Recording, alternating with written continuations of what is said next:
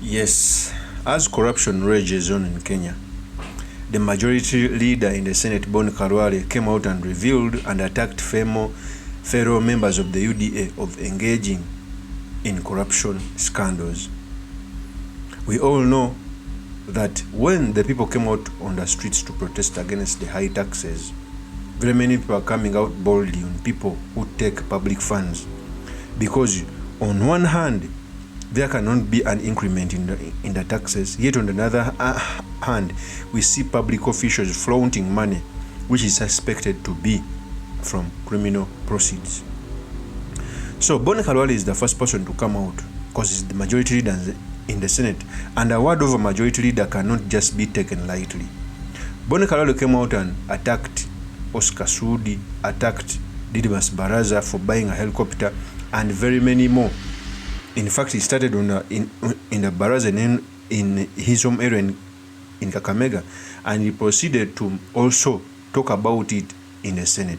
So in this episode, I've come to talk about the statements which were made by BONI KHALWALE, what it means for politics, and most importantly, the study materials we can learn from the politics of our nation. But before we do this, I want to let you know that if you're new to this channel, please subscribe. If geopolitics and economics is what you want, this will be definitely the right channel for you to subscribe to.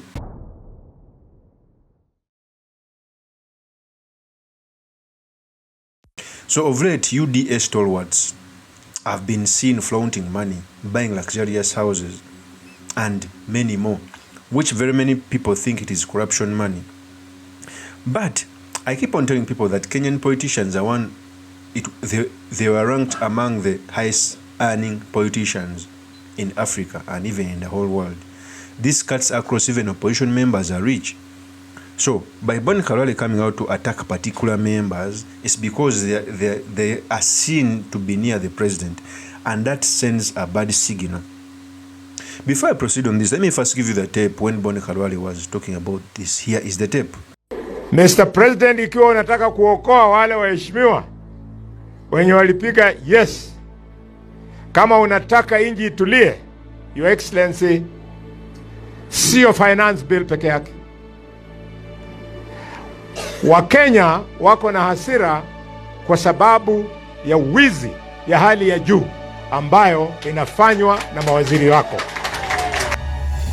Wale waheshimiwa ambao wako karibu na wewe, ambao kwa muda kidogo 1.5 years maisha yao imependuka, walikuwa watu wa kawaida, lakini siku hizi wamekuwa matajiri wa kupindukia.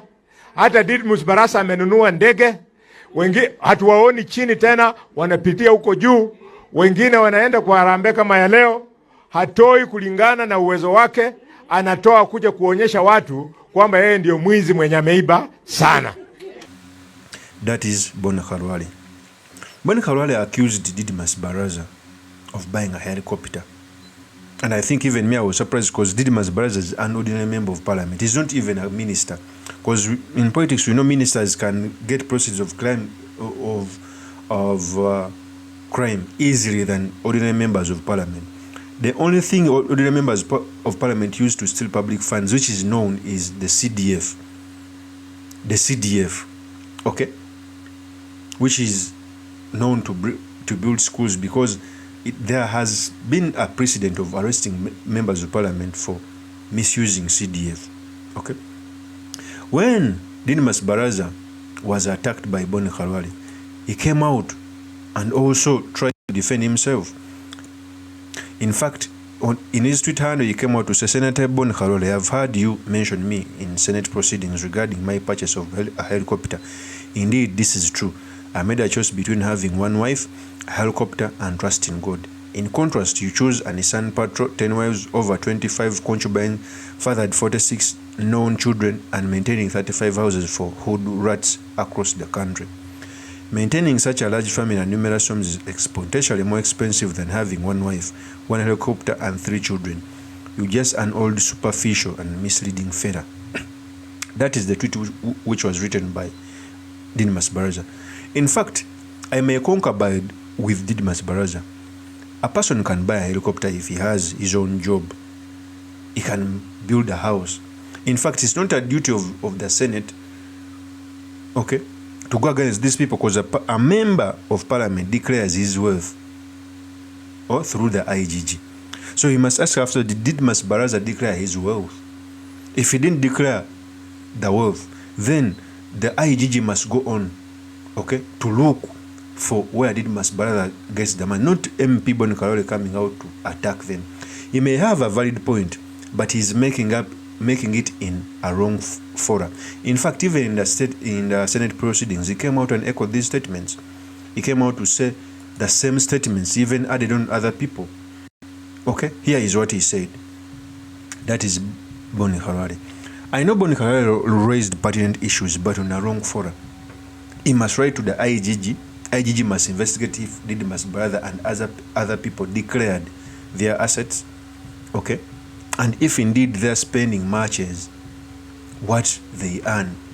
People like Oscar Sudi mentions in the Senate, they have businesses. I was surprised to know even that his club Timbersaw was burned down. If you look at that building, Timbersaw, it is a big thing. Okay, I know corruption is high in Kenya, but the fora in which BONI KHALWALE is making it is a wrong fora. Okay, it's a wrong fora. And to also add on that, some of these people are supporters of William Ruto. I know each and every government, they have their ardent supporters, and even if they engage in corruption, the government may go slow on it. That's the fact. Okay? So if indeed BONI KHALWALE wants something to be done, he must write to the IGG so that the IGG can investigate and also give report to the EACC to investigate. In fact, DIDMAS Barasa also has a history of, do you remember when he was engaged in shooting someone? He was given a cash bail of 100 million. A cash bail of those millions is so much, and that was even before that was when he had just won a re-election. A cash bail, that means DIDMAS Barasa has money. Barasa is accused of shooting and killing 21-year-old Brian Olunga on the 9th of August, with a ballistic report indicating that the bullet that killed Olunga had been fired from a pistol registered to DIDMAS Barasa. The prosecution has lined up 23 witnesses in the case. Barasa has been released on a 10 million shilling bond and surety of 5 million shillings. He has also been ordered to surrender his firearms and passport. The case will be mentioned on the 14th of November. Of course, that's my opinion. Drop me your comments by commenting about this. Thank you very much for listening in. If this is your first time on this YouTube channel, I implore you to subscribe, like, and comment so that I can be motivated to do more of such videos. I'll see you on another one. Peace.